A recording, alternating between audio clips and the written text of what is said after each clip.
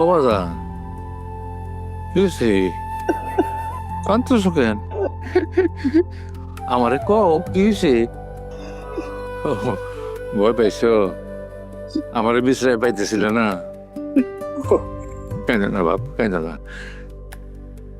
ভয় পাইছে? আরে বাজান, তুমি যে এখানে বয় থুইছো, আমি তো এখানে বয়ে দিছি। আবার কান্দে। এত ভয় পাইছো? আমি মনে করছো যে আমি হারাই গেছি না?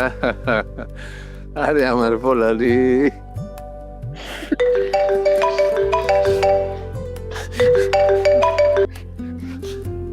হ্যালো।